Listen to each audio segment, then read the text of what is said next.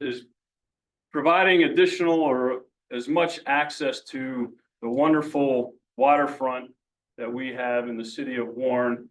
2024 Allegheny River of the Year, the 2015 River of the Year being the Conowongo, is just an incredible natural resource. And being able to open that up to as many users as possible, we envision having a huge positive impact on everything downtown Warren and the area in general, and it certainly showcases, you know, the natural beauty of the Allegheny River and the Allegheny National Forest. So from a big picture standpoint, you know, that's really the focus of where this project was originally envisioned. And as it's kind of been handed off in a number of different ways and times, there's reasons that we'll go through on what has driven the current design and engineering, because it is meaningful in terms of how that has had an impact on the project itself. So for tonight, the intent here certainly is to give that progress report and that update and let everybody know where we're at. But more importantly, we've taken a look at how we're viewing the entirety of the riverfront, and we've broken it down into 4 areas. Area 1 being the actual launch itself, and then we'll go into what area 2, 3, and 4 look like.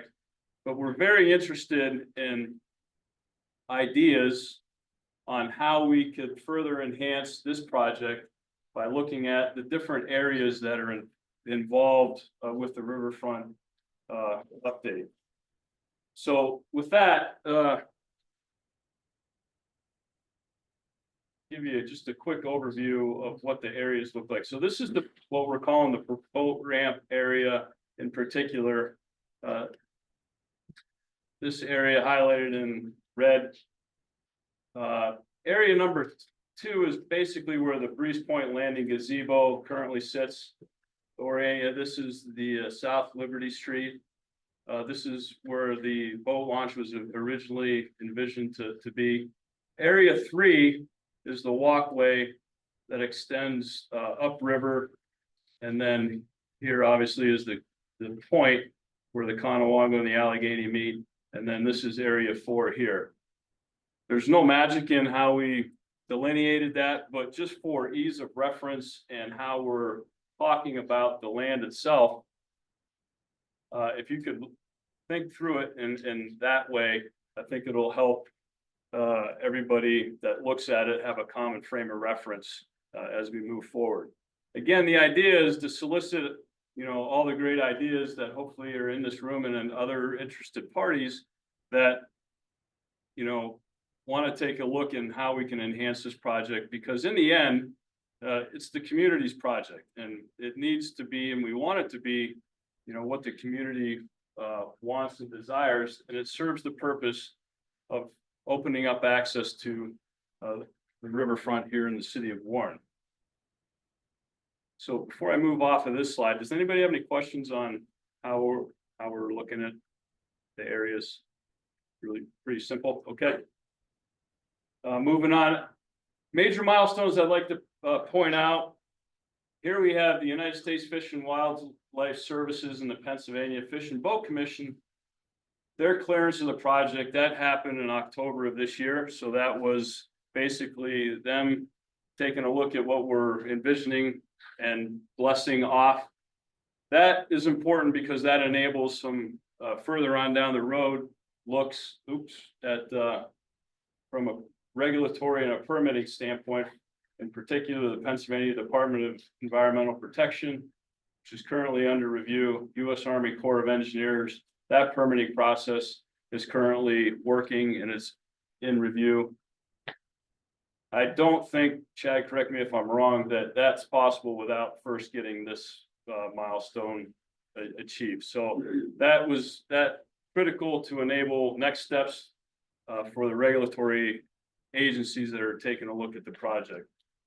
The 2 biggest, obviously, the Department of Environmental Protection and the U.S. Army Corps of Engineers. What else is a very significant development, and this is years in the making. I want to say it goes back to 2022.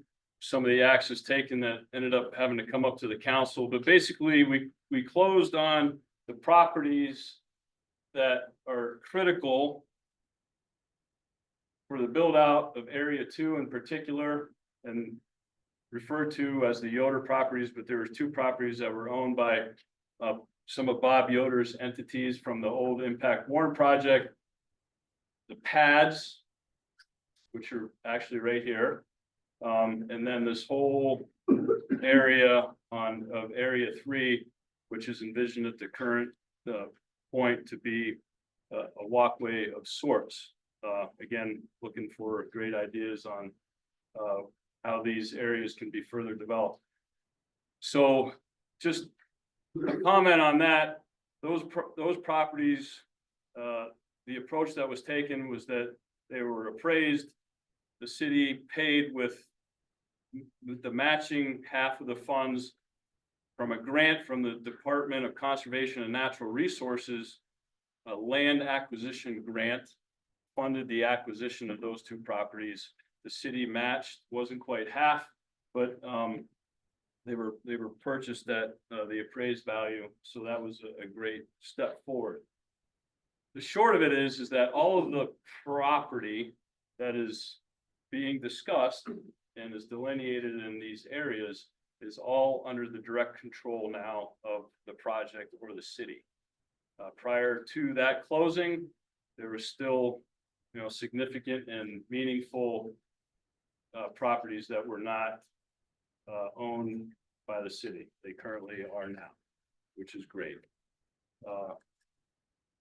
So again, just kind of stepping through some of the major milestones that are yet to happen or in progress. Certainly the public comment period, which we're kicking off again tonight. There's a number of different ways that we'll get into the details on how to provide the feedback to the city. One of which is a pamphlet with a questionnaire handout is available. We have the resources online. We also have a QR code that can be scanned that'll access the same survey. And we did a similar thing when we took a look at input for the rehab of the Mulberry Street Playground to great success. So hopefully we'll have as much or more feedback concerning this project through those same mechanisms. The permitting process that I mentioned, the 2 biggies are this guy right here and that one right there. Department of Environmental Protection, U.S. Army Corps of Engineers. There might be some pessimism here, might be some optimism. Unfortunately, these 2 guys, I think, are going to be the critical path in terms of setting, when we're finished with the design engineering permitting piece, we can take the project out to bid, etc. So that's kind of where that part of the process is at. Any questions on that slide or the one prior? Mr. Dilks. Relative to the permits, once, as much as you know about the permits themselves, will they have a sunset date? Does the clock start to tick once those are green lit? Or are they open-ended and get it done when you can get it done? Good question. I don't know specific to this project, but it's been my experience that, and I'm talking about work-related stuff, that, there is a timeline or a horizon. If you go past it, then it has to be reevaluated. If there are significant changes to set plan, then it needs to kind of kicks in that whole reevaluation project. Generally, it's a 5-year permit. Guess he should answer first to give you a better and more concise answer. That's why he's here. Good. Okay, any other questions? Okay, with that, I am going to hand it off to Chad. Again, he is heading up the design and engineering piece. Yeah, go ahead, Chad. Thanks. Oh, one thing I forgot to mention also, but after Chad's done, Chief Krogler is going to come up. He has a part of the presentation, a significant part of the presentation on what the boat launch and ramp means for response to the water and how that impacts their mission to provide water rescue resources on the Allegheny.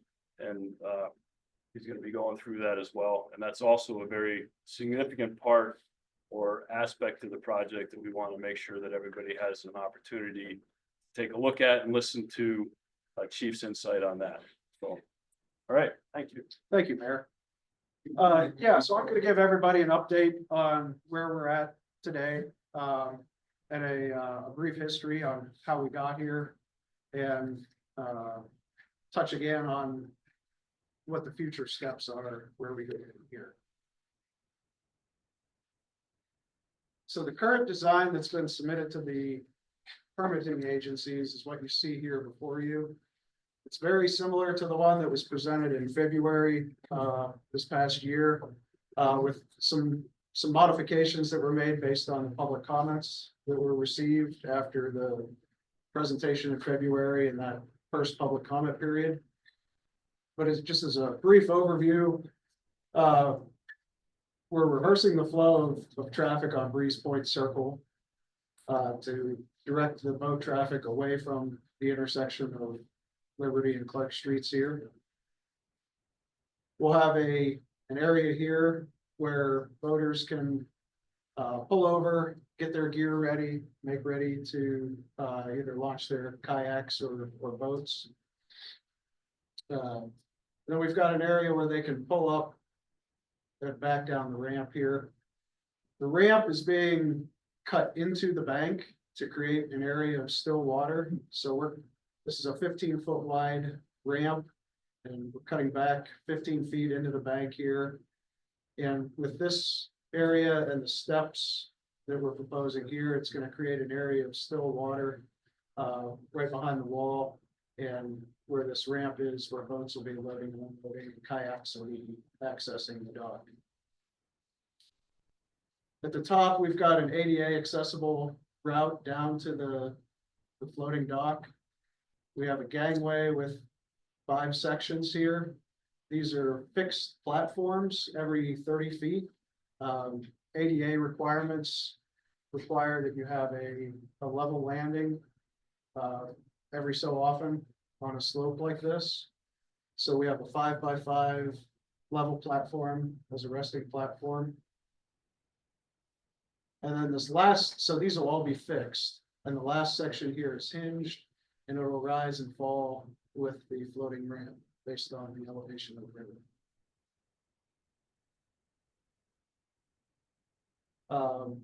The important things to note here also are there's no net loss of parking spaces in front of the condos here. We maintained the same number of spaces. There are a few spaces that were taken up here, but we're replacing those up in this area where the townhome pads are currently.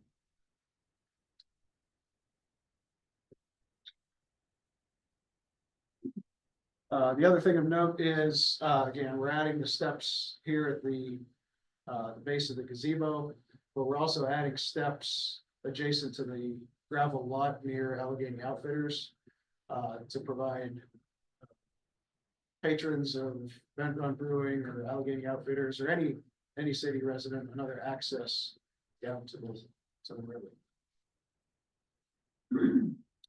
Several constraints that we had to keep in mind as we were designing, and the reason that the final design looks the way it does. A big one was utilities in the area that was initially proposed for the boat ramp. We have several major utilities in this area. There's a geothermal line that runs along the river and goes up South Liberty Street. There's also drinking water and storm sewer systems in the area. And the city's main sewer that comes from downtown goes right through the area and right along the river. So this is a very major and a deep sewer. With all these utilities, it just made it impractical to build a ramp at this location. The other constraint that we had to design around was the presence of endangered mussels. in February of 2022, we submitted the preliminary concept showing the ramp at the base of Liberty Street to the Fish and Wildlife Service and the Pennsylvania Fish and Boat Commission. We received a request from the U.S. Fish and Wildlife Service to provide additional information in late 2022 and early 2023. That resulted in the need for a mussel survey to determine the existence of any mussels that are in the area and how prevalent those are. That survey was done late summer 2023. And then the preliminary results were available in early winter. It would have been January, February of 2024 this year. And that's what necessitated the redesign and relocating of the ramp from base of Liberty Street here and precluding the ability to go out into the river with the ramp and the dock. So then we went with the concept of cutting back into the dock and making it parallel, trying to utilize the existing ramp that was already there. We presented this concept to the Fish and Boat, or both the Fish and Boat Commission and the U.S. Fish and Wildlife Service. It would have been spring of this past year. And as Mayor Wharton mentioned, we got their final clearance in October. So the entire process has been almost a 2-year process now to get the mussel clearance. And that was a huge hurdle because that then allowed us to submit the permit applications to the Pennsylvania Fish and Boat, or the Pennsylvania DEP and the U.S. Army Corps of Engineers. Those permits were submitted shortly after we got the clearances and are currently under review. Another constraint that we had to take into consideration was traffic in the area. We didn't want to increase or add to any congestion here at the base of Liberty and Clark Streets. So by redirecting the traffic away from this intersection, it minimizes the congestion in the area. The final major constraint that we had to consider in the design was the flow of the river itself. Typically, boat ramps always face downstream, right? And we're showing a boat ramp that's facing upstream. What are we doing? The design standards that we're using for this design are based on the Ohio DNR facilities standards. And the reason we're using the Ohio standards is Pennsylvania does not have a similar document to design standards for accesses. But you'll see the Ohio facility standards and guidelines do permit the ramp to face upstream when there's an eddy or a protected location for the ramp. And that's what we were trying to do as we cut back into the bank again, if you recall. An illustration of how that's going to work is just a few yards downstream is the gauging station for the USGS. And you can see it kind of cuts into the bank here as well. This is only about a 5-foot cut into the bank. So you'll see in this video what kind of effect that has on the river flow. As you watch the video, you can see there's this area of still water behind the wall. Look at the bubbles here, and they're not moving at all. There's some, there's a little stick out here that's just kind of floating around.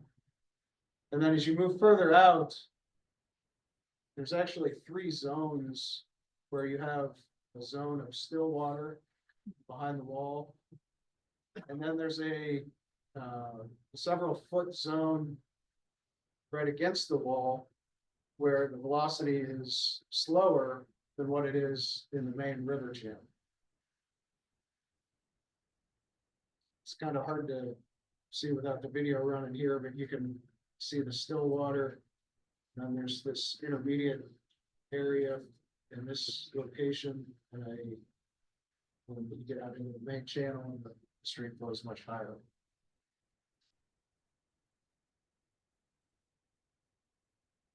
So what we're looking to accomplish with the design as it is today is we're providing a 15-foot ramp for motorists to be able to back any trailers down. It's important to note, typical parking space in the city is 9 feet wide. And a typical travel lane in your roadway is 11 feet wide. So we're going an additional 4 feet beyond what a normal travel lane is on the road, to provide room there. If you try to go much wider than that, it encourages multiple vehicles to try to come down the ramp, and we're limiting this to a single lane ramp. So the design guidelines don't really want you to go much wider than 15 feet to prevent congestion on the ramp itself and too many people from trying to access it. But you can see as you trailer down and unload your boat, it can be tied off on the dock. When you're ready to motor out from the dock, the design guidelines recommend a minimum turning circle of 1.5 times the diameter of the boat length. The design boat length that we're targeting here is a 16-foot boat. And we chose that because most flat bottom fishing boats that you're going to see on this river in this location are between 14 and 16 feet. The city's rescue boat is 16 feet, so we wanted to make sure we give them enough room for them to safely use the dock. So with a 16-foot vessel length, the minimum turning circle is going to be 24 feet. In this design, it's hard to see here, but we're providing 40 feet clear space between the end of the dock and where we start our cutback into the bank here. So we're providing almost twice as much room as the minimum required to allow boaters plenty of area to maneuver in that space. As boaters are coming back into the dock, similar to any river access, they'd have to approach it from downstream, and they have a few options. They could tie off on the outside of the dock as they go get their trailer, or again, they could motor in, maneuver, and tie off on the inside. And again, it's important to stress that the cutback here and these stairs are what's going to provide this still water area to allow boats to make those maneuvers and to load and unload it safely. See if I did that. Period. That's an excellent question, and we're going to get to that soon. Design water rights. So, what river heights are we targeting for this ramp? The ramp will be usable at basically any river elevation, but the floating dock itself, we want to make sure that it's ADA accessible, and that range that we're targeting is a 3-foot gauge height to a 7.2 foot gauge height. The maximum slope that we're allowed on an ADA accessible route is about 8%. So we're making sure that at that 3-foot water level, we have that 8% slope. So then what's our maximum that we can be at a positive 8%? That gets us to the 7.2. What does that equate to in terms of outflow at the dam? At a 3-foot gauge height, you're looking at approximately a 2,000 CFS outflow from the dam.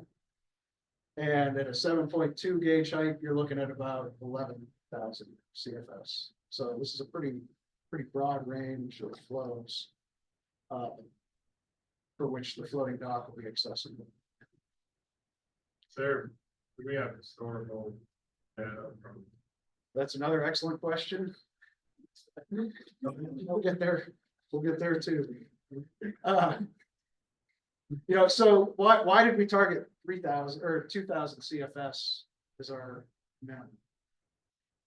Well, Allegheny Outfitters on their blog recommends that, you know, at about 2,000 CFS, you really kind of got to watch what you're doing on the river to avoid getting stuck on rocks. 3,000 CFS is nice float, and 4,500 is a pretty good clip where you don't have to paddle, you just have to use your paddle to steer. On the upper end, they've decided to close their facilities at 5,000 CFS. That's not to say that the river can't be paddled higher than that, but they've determined after consultation with various agencies and other factors that for a commercial facility, 5,000 CFS is a safe maximum level. What does that mean in terms of, okay, how often, or what period of time out of the year are we going to be able to use this? How often is the river at those design levels? In the 7-year period from January 1st, 2017 to December 31st, 2023, the river was below our 7.2 foot high water design 92% of the time. And that's year round. So that includes the wintertime months when the river's normally at its highest. And it's outside of the boating season. So the dock would not be in the water during the winter months anyway. During the boating season from about May 1st to October 31st for that same 7-year time period, the river was below our high water design elevation 96% of the time. So what we've done is we've targeted the most useful operating range for the dock in terms of minimum and maximum design elevations. You've got high water, how about low water? Low water, again, our low water is, oh, how much of the percent time is it below that? So that would increase, or it would decrease that percentage. For motorboats, they're probably not going to be able to use it below that 2,000 CFS anyway. Kayaks can still use the ramp, it's just not ADA accessible. So yes, you're correct. If you factor in the low water into that range, it would be a smaller percentage, but it's not going to affect the usage.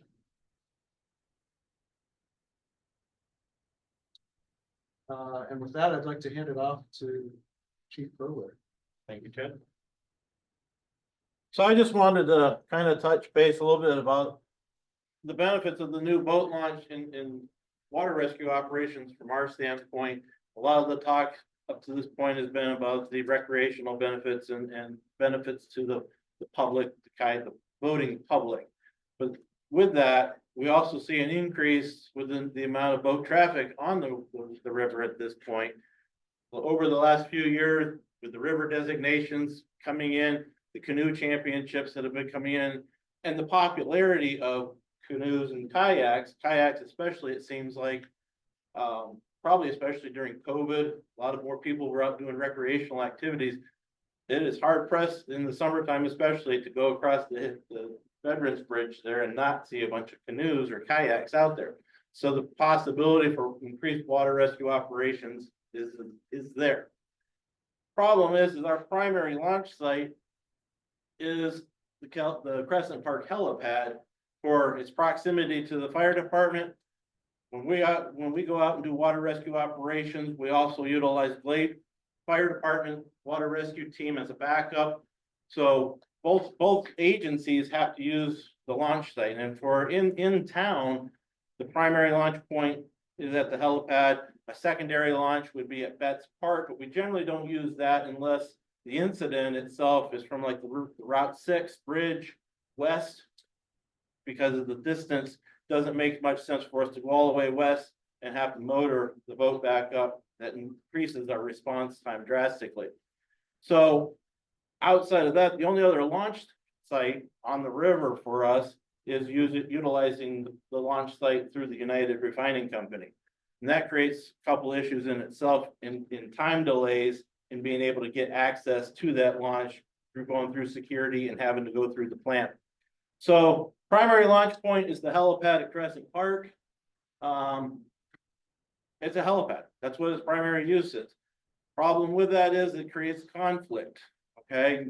You never know when the helicopters are coming. Well, the hospital does, we don't as the fire department until we actually get an incident dispatch. And so the helicopters come in, and they just happen to be landing the day we were taking these pictures and we're talking to the pilot. He brought up a good point, which I hadn't really given thought of, is for patient transfers and what they have to do inside the hospital, the helicopter can be sitting on the pad for up to an hour, which takes that out of service for us. And for the public too, you know, even in the summertime use, it limits the ability for the general public use of the helipad or that boat launch. So again, we have to contact the hospital, make sure there's not a helicopter coming in before we can utilize it. And so that creates possible conflict. Also that it's a helipad, one thing they're doing now more, and if you've been over there in the last couple of years, you'll see these signs. The FAA is kind of, I'm gonna say clamped down, but they're having to follow FAA regulations a little bit more.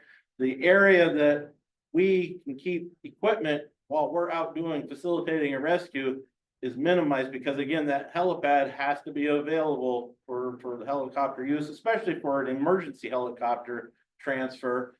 So when we get there, you know, we back down the ramp and into the water, but then once we do that, we have to pull out just like anybody else would have to. You can't leave equipment sitting on the helipad. The other problem is this area is very limited. And when you have multiple agencies, as if Blade's coming in with their equipment, or if we're using law enforcement, if it's a body recovery or a search, a lot of times we have their vehicles and we're very limited on the access to the helipad. So those all can create delays in the general rescue operation. The proposed launch, as Chad has mentioned, and I just wanted to reiterate a couple of things that I find will be a benefit to our operations. First and foremost is the area. We're right next to the launch point. We have this whole area right here that overlooks this. So if we have multiple agencies, law enforcement, whatever, we have a place that everybody can stage. This isn't a main traffic area, so to speak, as Crescent Park is. If you've been over to the hospital, a lot of times the ER is always packed. Their patient travel is increased over the years.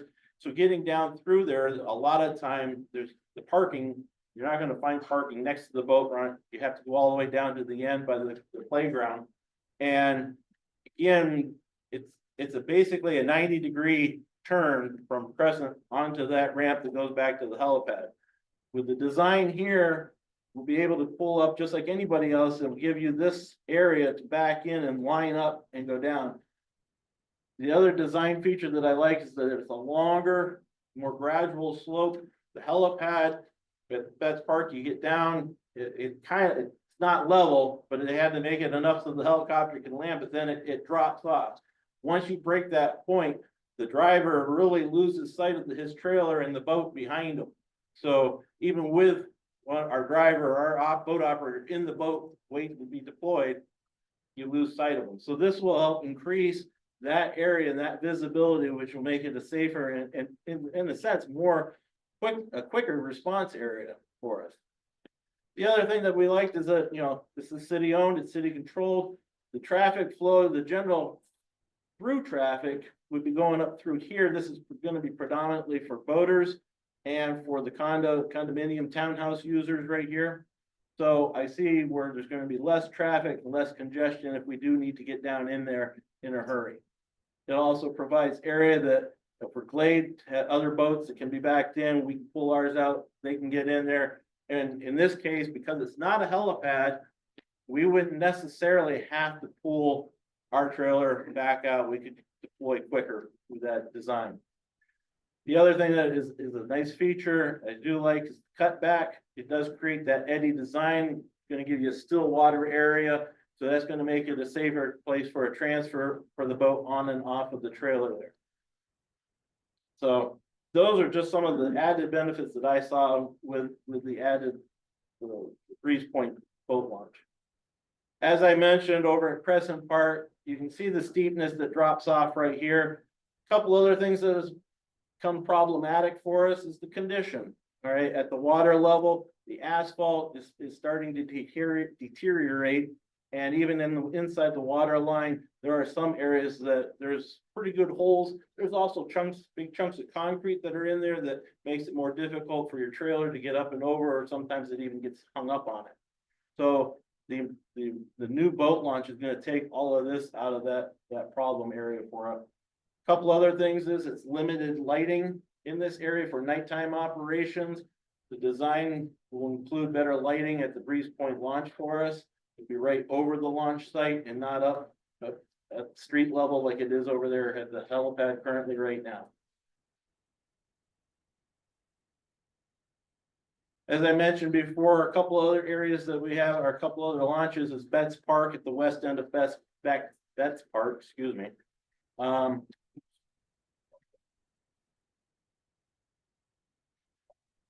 Again, it's a shallow area right here, even, on deeper water level conditions. So it's not the most conducive for launching off of the motorboat off the trailer. It is very shallow, and it is, again, when you go back off from the runway area, you have to curve back around and you have to watch the shoreline or the banking right there as you're getting back into there.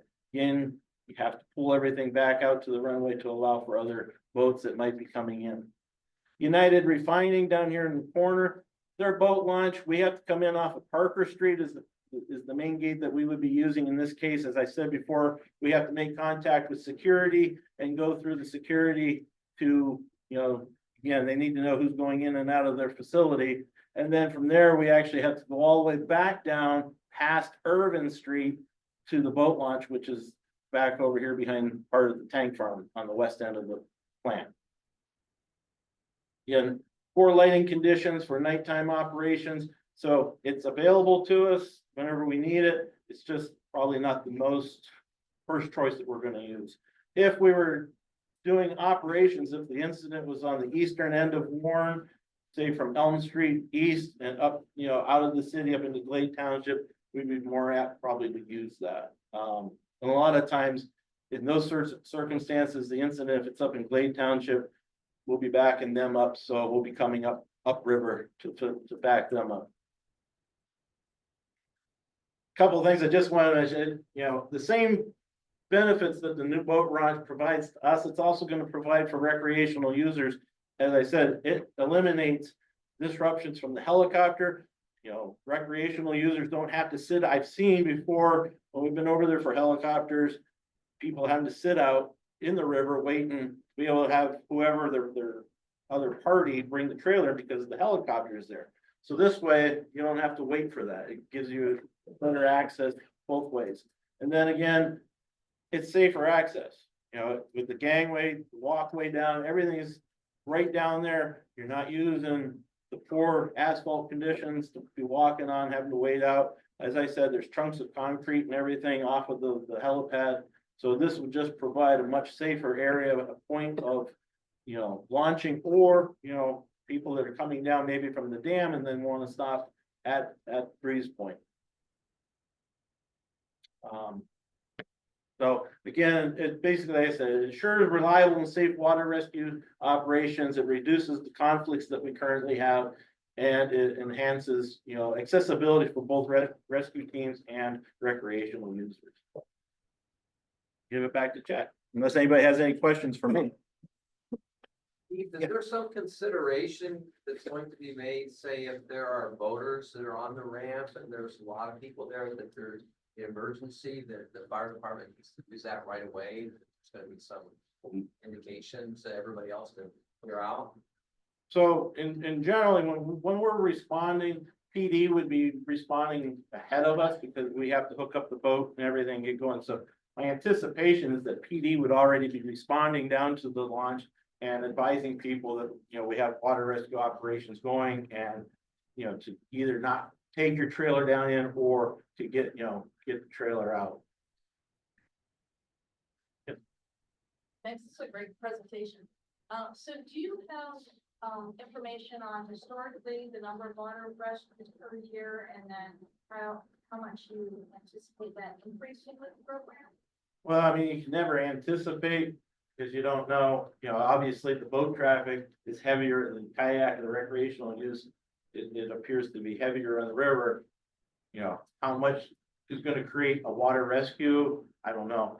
But, you know, traditionally, we would probably, I would say, it probably averages about 8 times a year that we would have an incident that we've been, you know, responding to. Maybe not an actual water rescue, but, you know, where we've been called for the boat to deploy.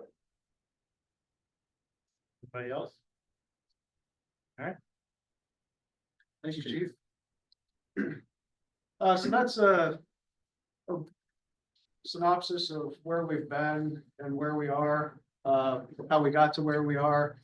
Now, where do we go from here? What are the future steps? As Mayor Wortman mentioned on these major project milestones, several of these hurdles have been cleared, and that cleared the way for the permit applications to be submitted to the DEP and the Army Corps of Engineers.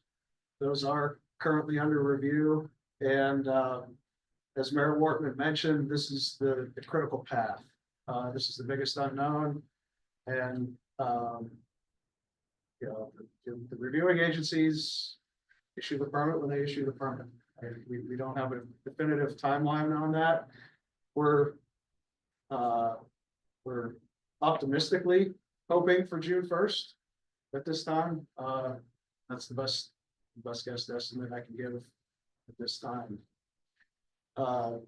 Final design and preparation of the bidding documents to make the project shovel ready to go out and hand it to a contractor is again going to depend on whatever comments these agencies provide and when they're able to issue those permits.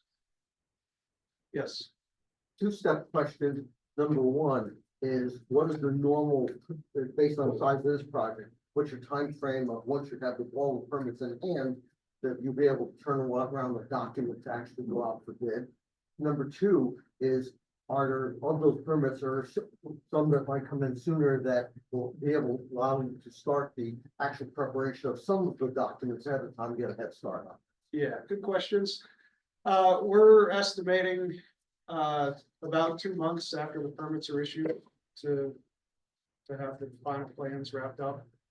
And then as far as certain aspects of the project that we can do ahead of others, it's all combined into one permit application. They want to see the complete project, so they issue the permit for that complete project.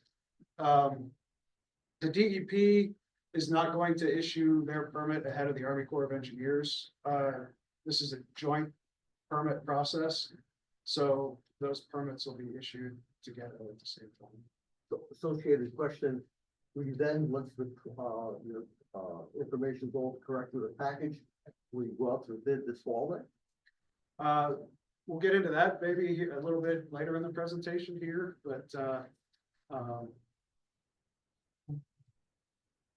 hopefully, yeah. As long as all the funding lines up. Yeah. Yes. You have an ongoing presentation, or you laughing about? We do have, I was gonna hand it off to Mayor Wortman here.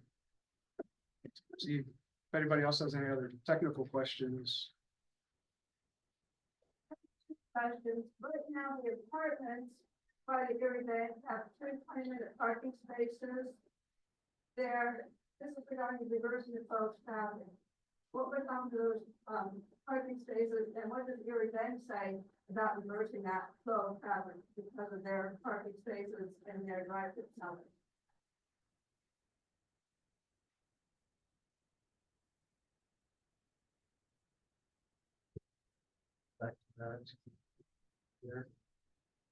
So, yeah, the spaces that are lost here are going to be replaced here, so there'll be no net loss of space here. It's not anticipated that the boat users are going to be using that at the same time as the Erie Bank customers. It's just two different usage times. So these spaces that are being lost up here will be made up for in this area. When you mentioned the traffic flow and the access, the dedicated access to the Erie Bank as part of the traffic flow. Sure, yeah, so as part of this traffic flow, through traffic to the bank, we've provided a through traffic lane here to provide direct access to the Erie Bank drive through. So there will not be an impact to access. So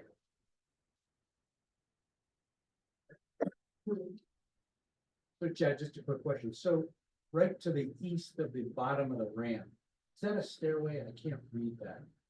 This right here? Yeah, what Yes, what is that? those are stairs. So how long is the ramp and is that how you're gonna access the water with a kayak? Good question. Or canoe? Yep, so the ramp itself from top to bottom, it's about 90 feet. Each of these is 30 feet long. The ADA, you have to provide one ADA accessible route. And that's what this route is here. That's the longest route to the boat ramp, but it has to be the longest route because we have to minimize the slope to get there. We're providing other access points as well. Users could always come down the existing stairs there at the gazebo and access the stairs here to load and unload if they wanted to. Or, you know, they could back down the ramp, drop their kayaks, and we're providing an access through the wall to be able to access the ramp partway up. So both, you know, motorboat users or kayakers do not have to go all the way back up the ramp just to come all the way back down. They'll be able to access it partway to get back down. I'm confused. You just said kayakers can back down the ramp. I thought that was a pedestrian ramp or it's a vehicle. The ramp itself is vehicular. The yellow gangway is pedestrian. So you would just launch the same, your kayak, the same as you would a motorboat. Essentially, Essentially, or you could. you could. And we're adding this dedicated ADA kayak launch here as well, where you set your kayak in here and then it has a transition to be able to transition from a wheelchair mobility device into the kayak. That kayak for ADA, that's one designed specifically for a handicapped person. I've seen one of those where the kayak sits in a cradle. Yes. Okay. Yes, and that was one of the comments that we received in the first public comment period, was suggesting one of those ADA accessible kayak launches. And they were great. Going back to the vehicular access, is that gonna be open 12 years or 12 months a year? I'm thinking back to the chief's access for rescue. Yes, it will be available. The ramp itself will be available 12 months a year. The dock will be taken out in the wintertime. Now, again, you can still launch a boat off of the ramp without the dock being there, and Chief Krogler and I discussed this and just to make sure that they have access at all times. It's just that last short section and then the wider part that they're flooding. Correct. Right, that's the only something. What's the height off the water from that other section? So this platform right here is just a little bit above our high water design elevation. So this platform is at about elevation 7.2 gauge. I think it's 7.3 actually. But you had mentioned earlier to be able to go up or down and maximum slope.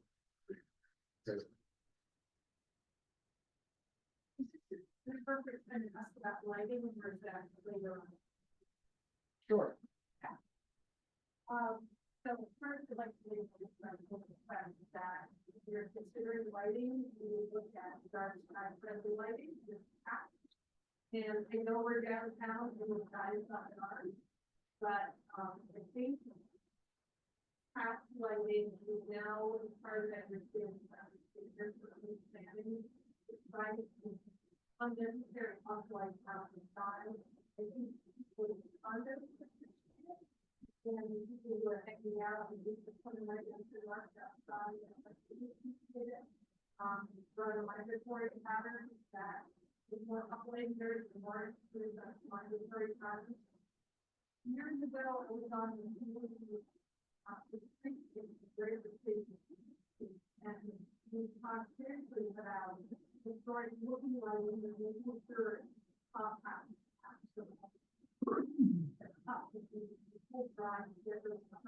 downtown, occupied their apartments, workspace, and something happened.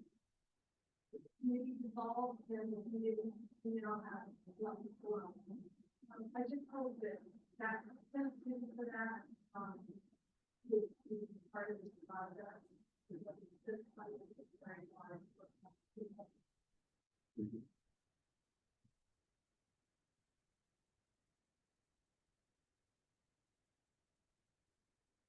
Yeah, thank you. We really didn't talk a whole lot about the electric design and the lighting design. But that certainly is something that we would consider, especially for the condos. We would need to make sure that lighting is directional over the ramp. So yes, that's a good point. At this point, is there anything in the plans for something like a Chapman Dam where you can keep your canoe and, at a spot and keep your canoe kayak right there, so you don't have to transport it in and out? That might be a good segue into what our ordinance committee says. Are there any other technical questions that I'm sure I'm not gonna be able to answer? That you want to direct to Chad? We can get him back up here if we need to. Get you back to.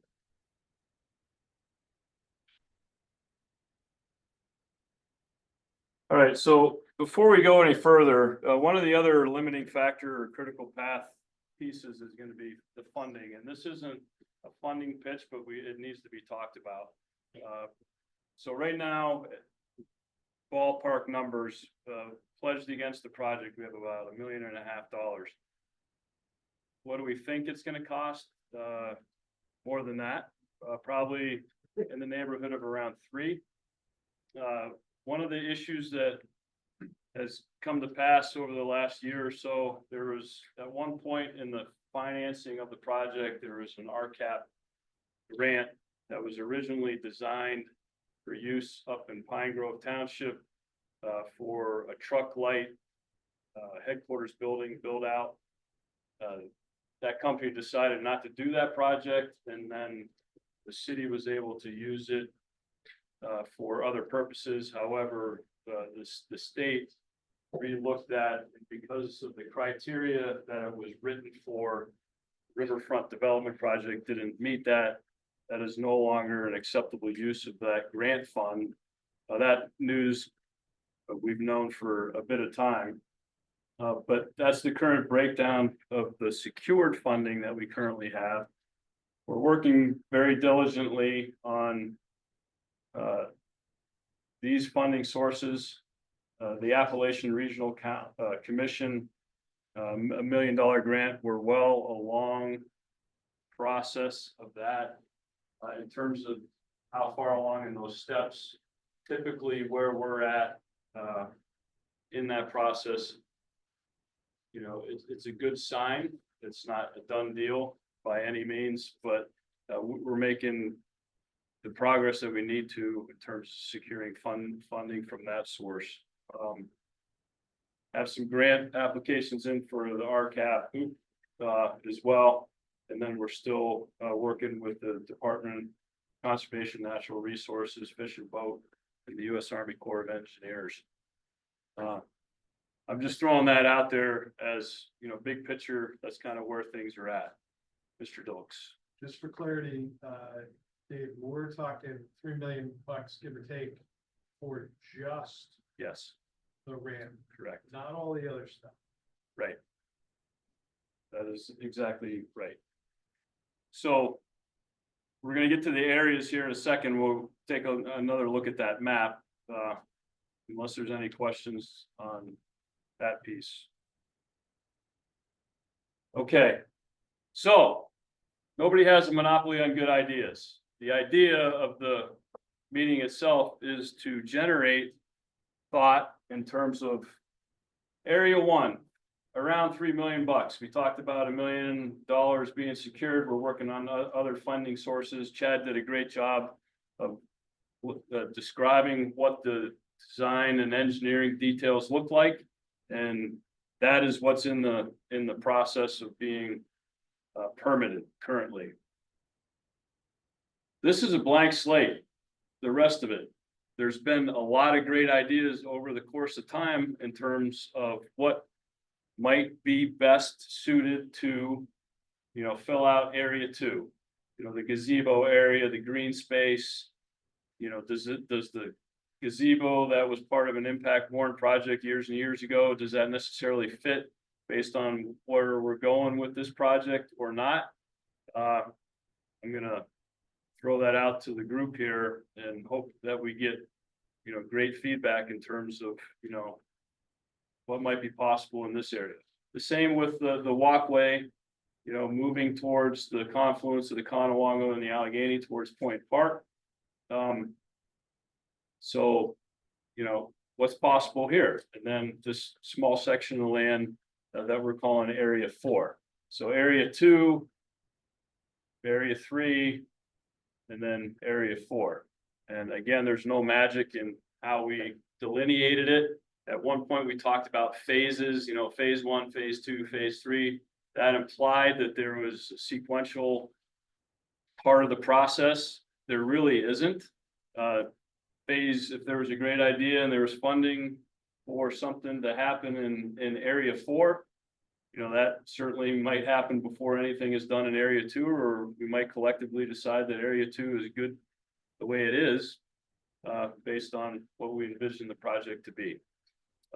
So again, there's no magic to a timeline associated with the areas. It's just a way to envision it, and when we talk about it, to graphically or on the map delineate the areas that we're talking about.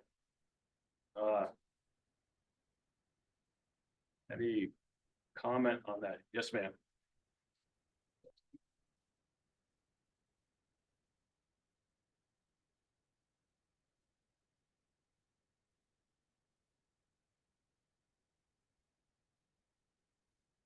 No, the current program design, does not impact the existing gazebo or the restrooms.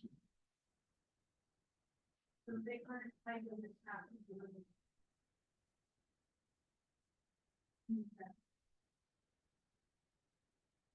Correct. Yes. Yeah. Or if anybody has any other ideas on, they'd like to see that. I think if you get the boat ramp in there, the gazebo would be even more than this now. Switch left and move up and down. One of the thoughts in the restrooms come up in terms of the amount of usage that we hopefully will have more use, and then the nature of those. Do we upgrade them or rehab them in some way to make them more user friendly to the group that's, or the additional traffic that's going to be in that area perhaps? But to your point, it's not necessary to move any of those amenities that are currently on the riverfront. But yeah. Mr. Ball. The initial plan, I'm gonna direct this to Mr. Decker, to the Build Back Better grant application. I recall there were parts and phases and everything else. Can you refresh my memory as to what the total cost of that. The build back better. Yeah, which it included the majority of the areas that we're discussing now. Was that around 6 and change? It was the total project, including all of the parking areas and relocating Park Street, realigning Langdon Drive. Redoing all the now gravel parking lots between the parking garage and the ones that they back to building. That whole project was just wow. I knew I was Really gonna- down to 9. When we were requesting. A little bit down to that. Thank you. Yes, sir. Does area 2 include Allegheny Outfitter parking lot? No. So.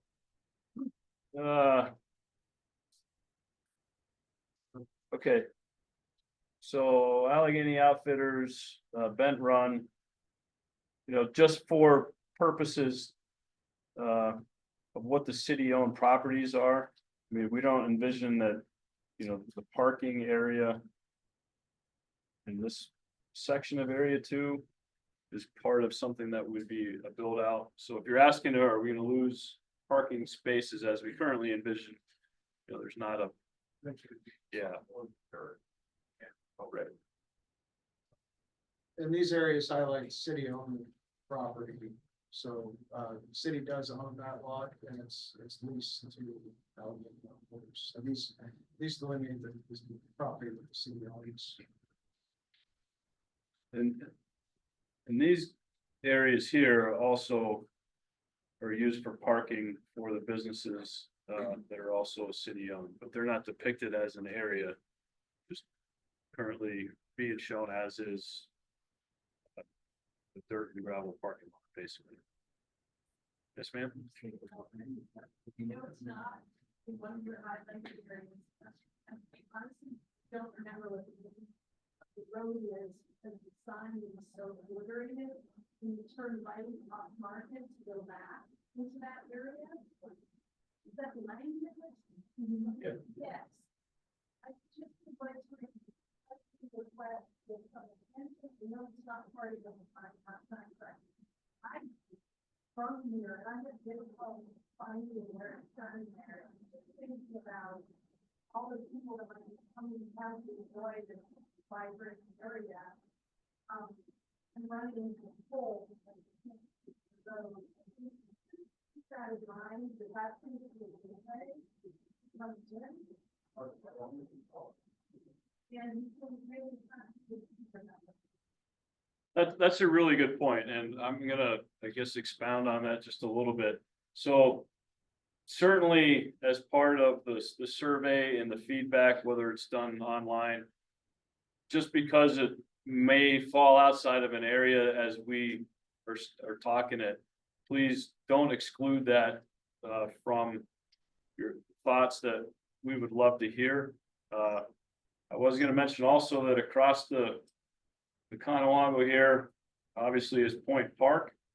We've been recently notified also that there has been some grant monies, significant grant money from the DCNR and some other federal political offices that are not looking, but they're gonna be able to help with the project to upgrade the playground there, which is also very exciting. That whole area, you know, accessing to the river and the water, as you know, kind of all runs together. So if there are things that, that's a great example in terms of what we should be looking at, the access points as far to the east as these intersections of this road. Please include that in any comments. I guess I'm Right. people that don't know the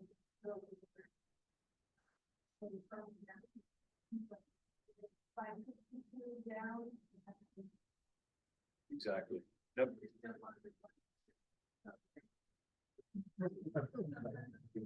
Yeah, that wouldn't be a good day. For sure. Mr. Dilks. So just 3 points on this whole thing, especially in area number 2. I've been in a lot of meetings over the last couple of years where, you know, it's a group think and lots of lots of cool sounding things come out, but the reality of that space is it's not all that big.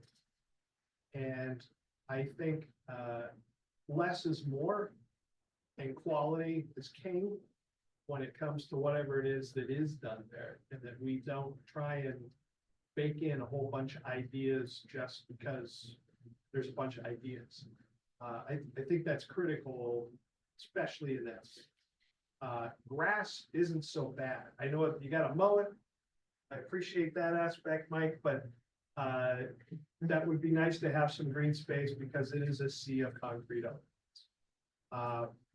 Two, sightlines.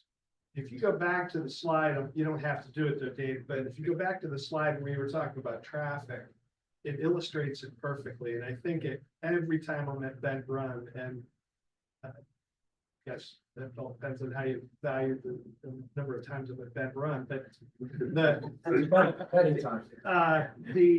It's significant.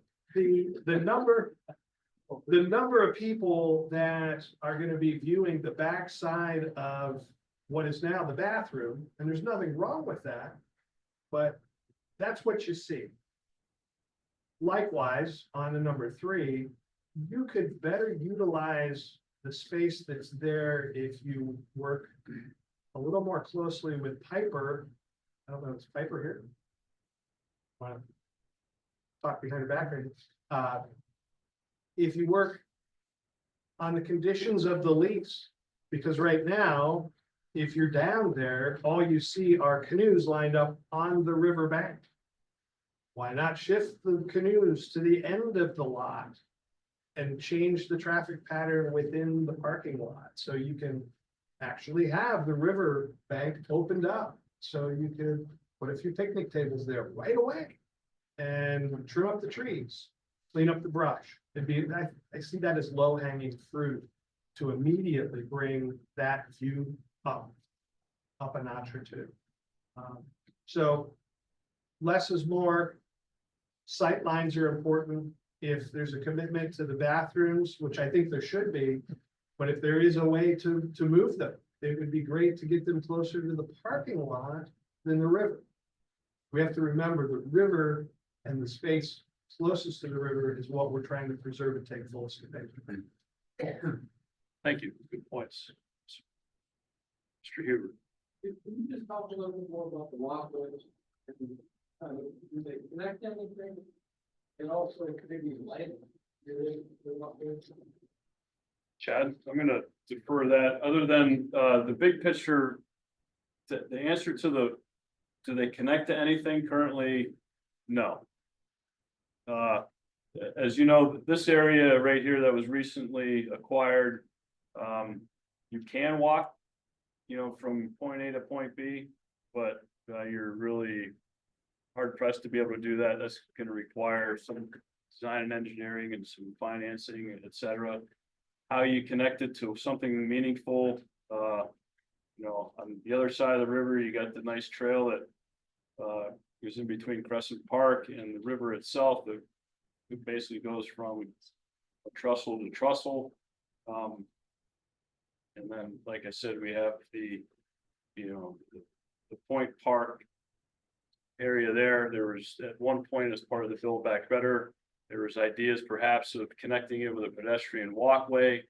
But again, there hasn't been anything definitive in terms of action steps taken and design and engineering of anything relative to walkways, other than, again, it's a pretty open slate. I think, the intent has always been to try to incorporate that into the design and make it, even with the rest of the broader downtown, the idea of the walkable Warren and making sure that, you can get to where you want to go and there's no impediments in facilitating that is really something that, as part of the next steps, my perspective anyway, are things that we really need to really dig into, because making it accessible in that way as well, I think is critical to the long-term success.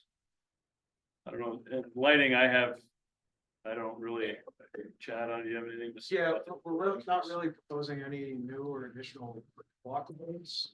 As part of the project, we're utilizing the existing walkways, but we're providing an ADA accessible route from those walkways to the new gangway. So, in terms of new walkways or sidewalks, it would just be enough to provide access to that gangway itself. So, in terms of walkways and walkway lighting, what's in the park in terms of this area one, phase one portion is gonna remain. If you're talking about the area three walking area and lighting, yes, I mean, there's absolutely gonna have to be lighting along that trail. It's dark and scary and very uninviting, so, for security reasons, yes, there will be lighting along the trail. And then just, you know, a further comment from a design and engineering piece. We haven't gone that any farther than just laying out the areas. We had a conceptual design during the build back better process where it would be a paved or an asphalt trail with lighting similar to what you see in the park trail.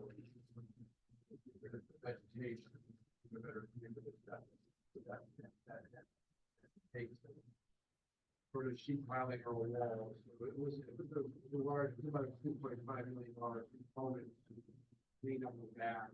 We had done some conceptual work during that grant process, so we needed some conceptual work to see what that would cost. That's all we put that on. Chad. And we still have all those concepts and those ideas, so bringing them back out and kind of dusting them off and see what applies or what people might be interested in and taking a look as part of this, it's be great start points. There's so much of this that we can re-energize, I would say.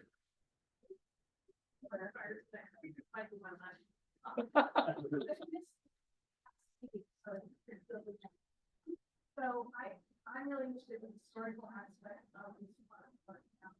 So this area we're talking about was at one time a literal time. Man-made island. But this area was one of the first industrial houses, actually industrial to 1950. And this is probably related to the wonderful Local One program. And I just imagined that right up down this area, it's an incredible program record. It's hard to believe that area looks like it's fascinating. Restoration one anywhere on the lumber ramp found was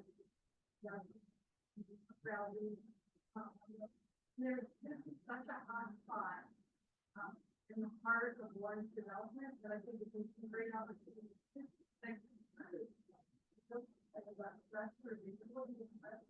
I mean, there's surfaces there that could be places for historic. I think it's really interesting. I'm just a whole nerd about local history. Anywhere I go, I am magnetically attracted. I'm not doing anything like that.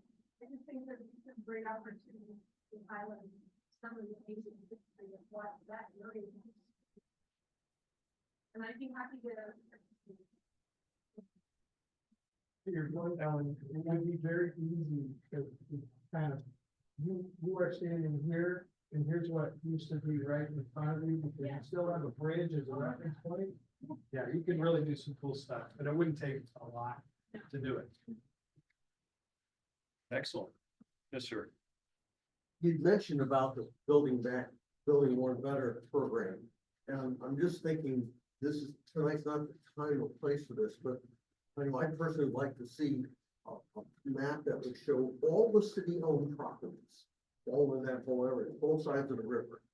And just look at that and just brainstorm that, and we'll look at it as a refresher, maybe. Yeah, that's a really It's, not just, this, long-term dreaming, but in some cases, if you show that you got something that's a piece of the composites plan, even if it's very conceptual, you have better success with your grant applications than it's just a standalone project. And I've been through several of these in my career, and I just realized that there's so much here that I sort of see in my mind's eye, but I can't express it properly without the next level. That's a great point. And, you know, if we expand it out and going all the way, heck, you could take it all the way down to the west end of Warren and the Betts Park and along the river, coming all the way up to Crescent Park. Point Park, and even extending it back up to Conowongo. That would be a great view, and we can add that to this presentation easy enough. And it's added to that, there's two really basic points. One is to be pragmatic, what's fundable, what's buildable in a realistic manner that we can get the job done. And on the other side of that is, when I worked for Disney, the theory was understanding consumer behavior. What do people want to do? Disney's version was how is we at Disney can get them to do what we want them to do. And I think we have some of that coming in here, that we want people to do something. We don't want to just spend money or build something that looks nice. We want people to use something. Yeah. We want, Disney calls it the wow effect, that you use it and you say, wow, this is really great. I'm going to tell other people about this. 40% of their business is based on non-advertising revenue results. In other words, people simply telling other people the word of what they enjoyed, and people let's say, well, we'll try it too. And we want more to be like that. Thank you. Yes, sir. And I assume that area 3 and 4 are the lower priority project. No. Again, if there was a great idea that sprung up tomorrow and there was a way to finance it and, and it was here in area 3, let's explore that and develop it. Again, the areas are just that, a way to look at it from a land standpoint, not a phase of an operation or next steps. It's, yeah. Cassie? To talk about the trail. Sure, you can talk about the So- trail. The city did put in an application for an LSA grant for the trail, which included, rebuilding that wall, taking some of the trees down, landscaping that area. So it's not that we're not trying to do anything, but we are not going to override anyone's ideas as well. So that is something that we could have a potential funding source for, and that's a no match grant. So that's just something to maybe keep in mind going forward, that we are trying to get funding for different pieces, but in no particular way. And that is in area 3. Correct. Yes, just to be clear. If I could go Jim. back to when we were putting together the Build Back Better piece and why we parcels and things, now. I think the whole concept behind this plan has been, how do we create this neighborhood as an magnet to draw people into downtown? How do we best utilize it? How do we, instead of turning our backs to it, how do we embrace it? You have to start at the Conowongo and work all over the map. You don't want it to be the muddy, undeveloped, unkempt mess that it is now. So it makes no sense to put $3 million into the boat launch at Breeze Point and do nothing with the rest of the riverfront that goes back up to the Conowongo. The idea is to beautify this entire area, make it a magnet, make it the catalyst point where people are going to come when we use that as the hub.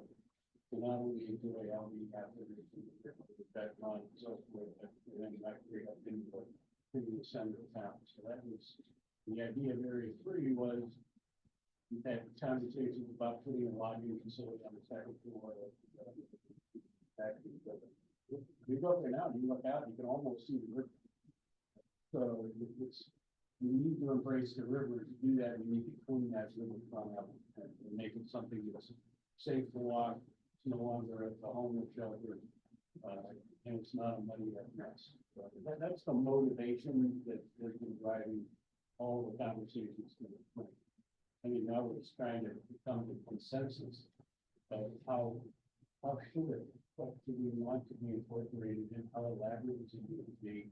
And I think, that's my take on kind of where we've been, how we've gotten to this point, which I think we've shown great progress. And it's frustrating the time that it's taken, but it's coming together finally. Come with the feelings about what we want it to look like 3 years from now. We go out to the time. Yes, sir. All things come together, what's your estimated break, you guys break ground time and push the holes to work together on trying to get things to a utility company so we can be prepared for when you guys dig, we're out of your way. Well, just based on the timeline, and I can skip back to the critical path steps that we envision for these 2 permits. Depending on the timing of those, is going to drive when we're going to send out bid packages to contractors, et cetera. And then, the financing piece to a certain extent, but I really think the critical path is that. I wish I could say, well, by end of March, these guys will be in place and that we can send bid packages out. I just don't know that. There is a significant amount of work, getting to your point, I think that we can do in preparation for that day, through the spring and the summer, to help ourselves. So they don't become critical path items, but I really think we'd be really hard pressed if shovels go into the ground and move the summer. Yeah. Ryan, are you primarily concerned with the area 1 or just in general? Well, we just have a water main, we have a fire hydrant in that transition area from where you pull in to stop, the back down ramp, we have a fire hydrant there. Water main going down, the main flow coming in. We have the old pads for the condos that weren't ever built, we have services, believe it or not, to every one of those. We just have to get in there, remove all of that. Phase 3, we have a 16-inch water main coming down from the city pump station that feeds the south side, that feeds all the way to the hospital. So I kind of keep that in mind that any excavation in there is a main feed there. With 12 inches coming through, probably into 4. But yeah, just any kind of plans. This is awesome. Hope to see this develop. We can just get ahead of it. That way we don't slow you up on top of it. Great point. Yeah. A lot of activity going back to even the historical piece on what it used to look like. There's so much stuff that's in that area. Yeah, We need to be, believe it or not, 100 years ago, our water plants were at the corner of Lane and Clark. So we have, like, they're piping, good luck. I don't know what to tell you. great point. Yes. Okay, any last questions before we break for the evening? Mr. Bilal. So the intent is whether it be for the QR code or the printed surveys. That is the mechanism by the 13th of March, and we're asking folks to provide input, design or feature ideas for areas to improve. Exactly. So hoping that through whatever means possible or whatever is best for you to provide a lot of these great ideas and even more as people continue to discuss the project, get that feedback back. We'll collect it up similar to what we had done in from the last meeting to this meeting. I envision we'll have another meeting and give another project process or update. And just keep the conversation going in terms of, this is what we heard, this is what we can incorporate into the presentation, continue to make progress ideally. Yes. Tina, I believe the link to that survey is available on the city's website. It will be. Will be, and then the QR codes in each of the tables, or if you prefer a hard copy, surveys available in each of the tables. Okay, one last time, any last questions or comment? Thank you for keeping the ball moving.